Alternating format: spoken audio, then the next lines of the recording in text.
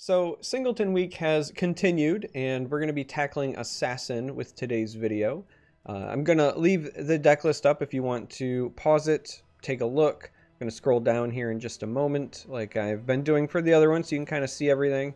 If you're kind of curious about what is hiding, right, it's Murkwater Witch, Shrieking Harpy, Thieves Guild Recruit, Ward Crafter, Blackhand Messenger, Crushing Blow, and there will be a deck code in the video description. Again, apologies to the mobile folks that doesn't necessarily work well with at times. But we're going to jump in, play 2 games, win or lose, like I've been doing with these, and see how things go. I've been saying I'm happy if I even go 1-1 in each of these videos, because Singleton decks are just traditionally, you know, not very good. But they're a lot of fun, and they can be really swingy. You may notice a theme. So again, I'm playing 5 days worth of these, and each of them does contain intelligence.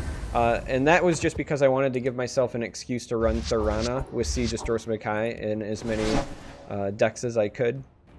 So that's why we are going with Assassin as one of the options. It's not because I think Singleton Assassin is like particularly good or cheeky. I just really wanted an excuse to play Thorana in each of the decks. So, little look behind the curtain.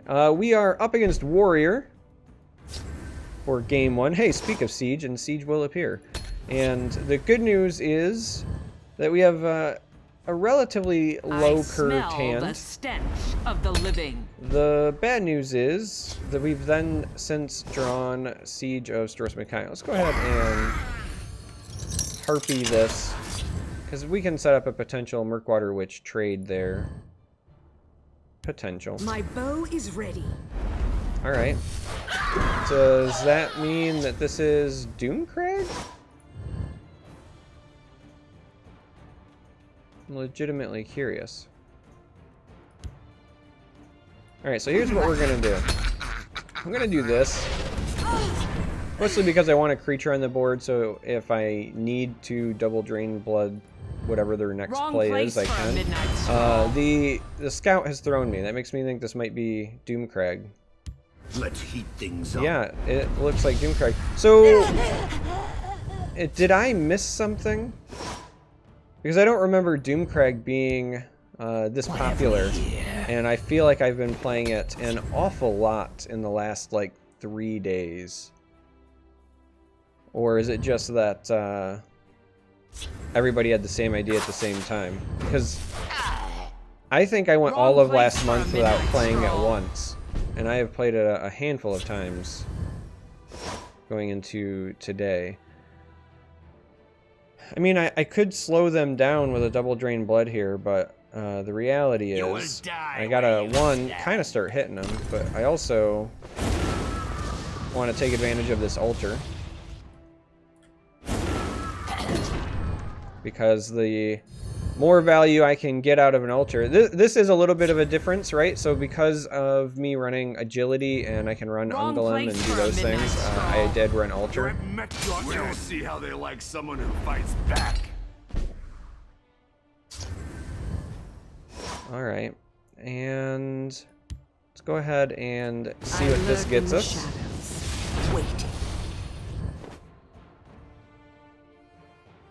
And then we'll see what this gets us, and we're likely going to just use this drain blood to wipe some stuff out, but... Oh, interesting. I guess Siege feels like a pretty good target for that.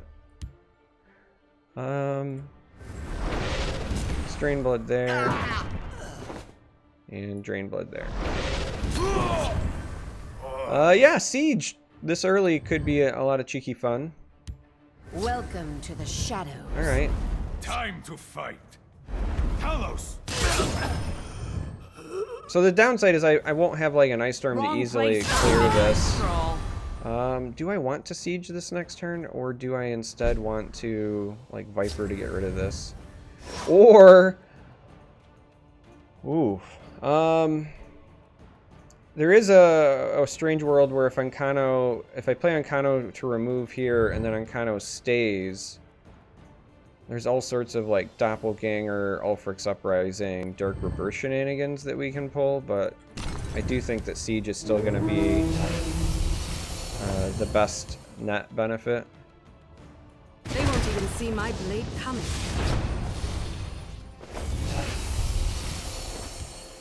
Sure.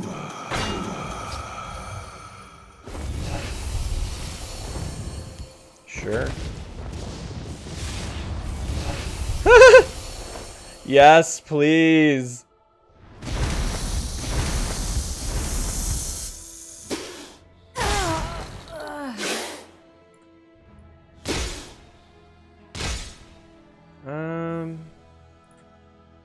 Yeah, let's take a random. Yeah, I like the blackmail. Belong to us now. And we'll go ahead and do this as well. Alright. So we sieged, we got a lot of resources. Again, we have to pressure them at some point before they can, like, rifle through their entire deck, but... I only need one shot. we're okay with that. My arrows shall fly This true. will likely pick this up. Okay.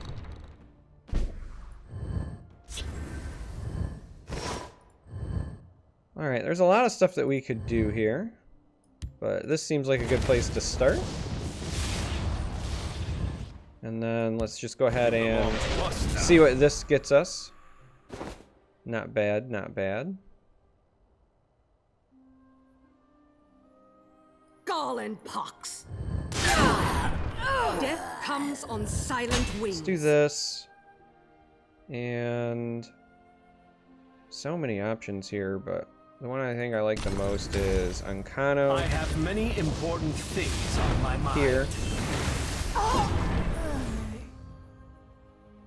And I don't want them to burn a card, so I actually don't think I want to use either of the supports there. Our hand is pretty full. We really want the Ancano to survive. Does not. Boo. But we did make him use the Red Ear. That was a really powerful card as far as like things in their toolbox, so... That's one trick I'll have to learn. Alright, so we do now know that they have support removal. Still likely the best thing for us to take.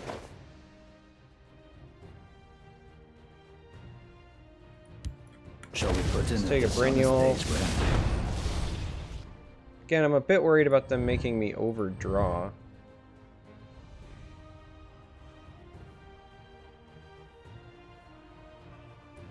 Let's go ahead and see what this fetches us while we're at it. Alright, that's not bad. A little sad that that takes him out of cover, but... we have a lot of resources. Make no move we can't anticipate. I have to assume at some point in the near future, Doomcraig's going to come down and kind of wipe us, but... I only need one shot. Can only silence one. And that one does make the most sense.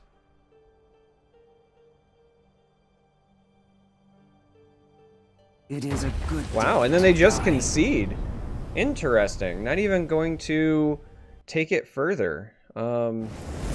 Okay. So, we won a game. Hooray, Singleton Assassin. Let's go see if we can win another game. Early Siege of Storce Mackay was enough value. That's the fun part about, I think, the Singleton decks, is that when things go well, they go really well. Now, the downside here is that things are not likely going to go well. I mean, that's a low enough curve that I think we keep, but Sorcerer against us is rough if we don't draw the right side of our deck. Right side of our deck are our minus effects, Murkwater, Sheer Point. There is one Finish Off, there is one Leaf Lurker, things that will deal effectively with the wards, whereas our direct damage effects typically do not deal very well with the wards. I don't think I want to play a Murkwater just for that, sadly. And this is also By the another fires of oblivion. big deal.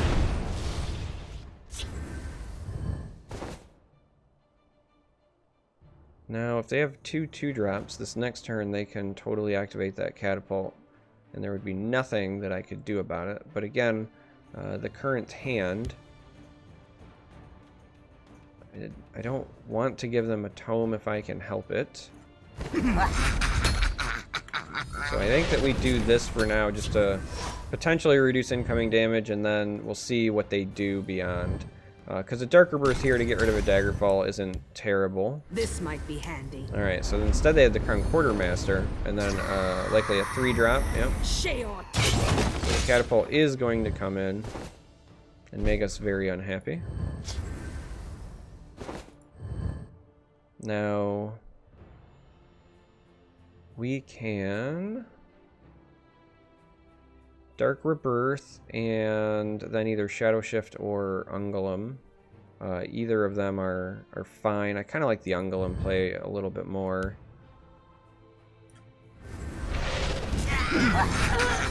I think it's imperative that we try to do our best to deny value. We are going to take another shot from the Siege Catapult, but not a lot we can do about that. Following turn we have potentially like Queen and Shadow Shift or just Brynjolf, but I have a feeling Shadow Shifting this over to trade will still be a better option. And another Haunting Spirit.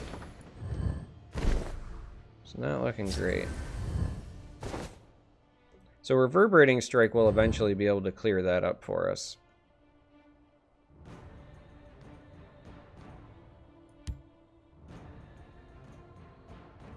And if we can get to, well, if we can actually just pile everything on here, they would have to have multiple creatures. So that's actually looking like a better play. Let's do this. So like we can do this, and then we can Reverberating Strike, and then they'll both land on the Catapult, and then we can drop an Assassin. So, you know, if they've got 3 creatures that they can play with 5 Magicka, we're in trouble. But this at least threatens here. And then we do have a Viper potential play. We know. Do we want to deal with catapults anymore? I feel like the answer is probably no. Though we could also develop Brynjolf here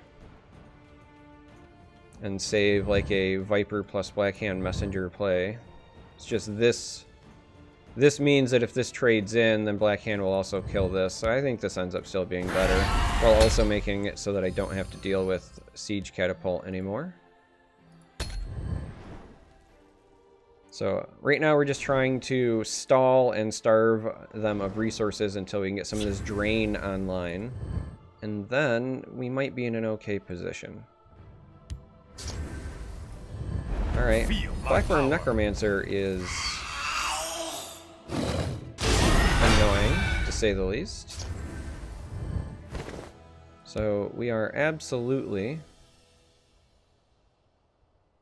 gonna land this over here. And so Sandris Agent would potentially give us some stall, but I really feel like getting the Drain of the Queen online is more beneficial in the immediacy. Approach and be recognized.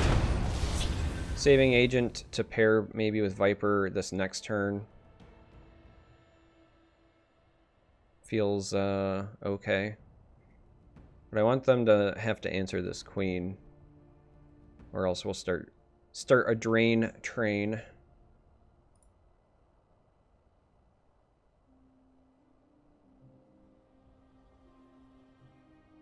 There's also the chance again we pair one of these 5s.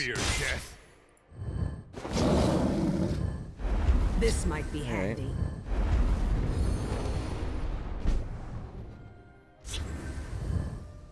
Alright, alright. So, our options here are to take a Viper on the 4/4. Makes a lot of sense. I'm not a big fan of giving them the card here, but we're going to do it. And then we can either play Sodris Agent to potentially protect our queen, but this gets wrecked by negation. Whereas this also gets wrecked by negation, but at least shackles here. So that is, I think, the better play overall for us.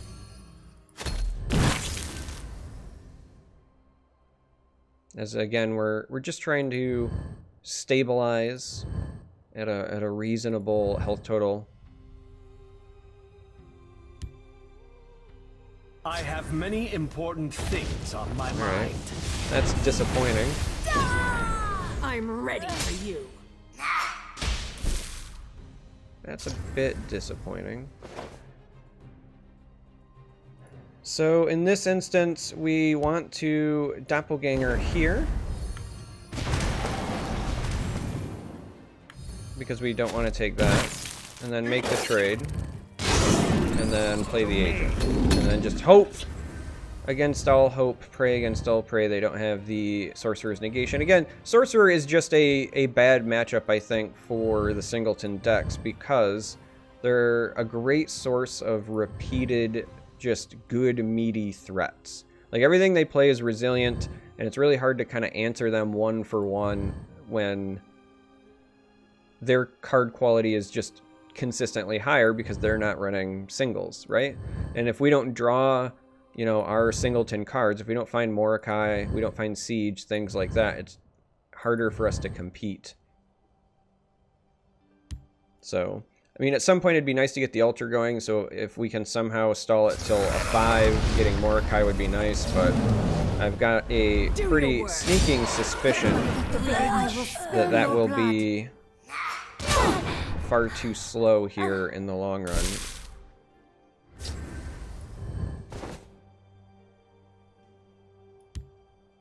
So we're also stuck where we're going to have to develop that Brynjolf, it looks like, as well. But we're going to see if there's anything here that bails us out. So Tel'Vos Magister is interesting. It would soak 3 damage. Lightning Bolt kills the Mammoth, which essentially soaks 4 damage, so it ends up being better. And at this point, we now have to decide, you know, do we think that they have a Lightning Bolt in their hand? Because that would be what we would die to. Because I do have the 12 damage on the board. And it's pretty likely at this point, 15 cards in, they've found at least 1 Lightning Bolt.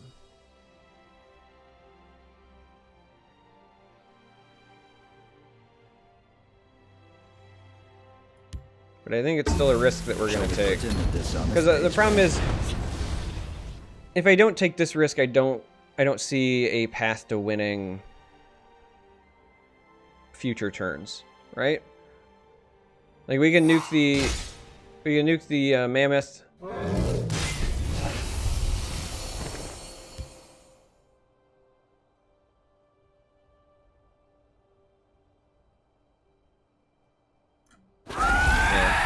We could nuke the Mammoth, and then we would have only taken 8. A fine display. Well, if they're emoting, they probably have the bolt, but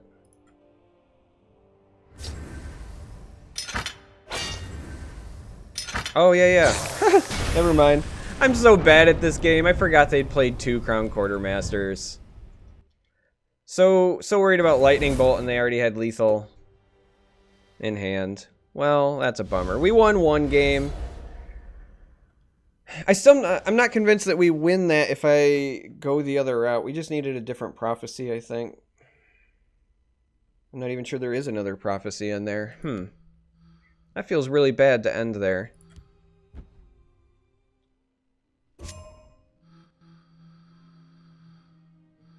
Because I feel like we didn't really have an out with the way that I played it.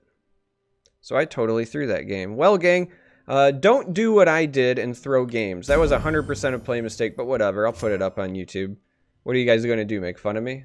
Think I play everything perfect? Joke's on you, I barely play anything perfect.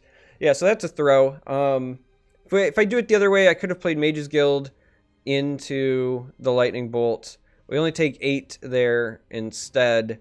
Still entirely a chance that we're dead. If they have a Lightning Bolt and the 2 daggers, then we're just dead anyway. But even if they don't have it, then I still would have had to deal with the 5/5 on the following turn and the Haunting Spirit on the following turn. And if I'm not gaining health, which was what the goal of the Brynjolf was, then I probably lose. And I wasn't going to bank on getting the Werebat. But, you know, hindsight's 20/20. Now that we know that we were going to get the Werebat, yeah, that was a throw. That was a big throw. So don't do what I did, gang. Anyway, if you're still listening to me rant about throwing a game, you're a saint for making it this far. Thanks for watching, and until next time, may you walk on warm sands.